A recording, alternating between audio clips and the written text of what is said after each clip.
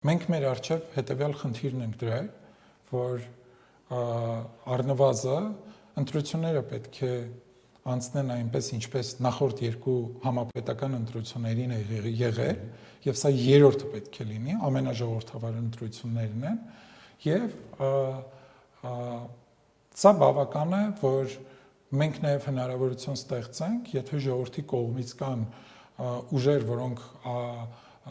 պետք է խորհրդարան անցնեն, ապա իրենք լիարժեք հնարավորություն ունեն ժողովրդի կողմից քվե ստանալու եւ անցնելու խորհրդարան։ Դե չէ, այստեղ հանգուցային հարց կա, եթե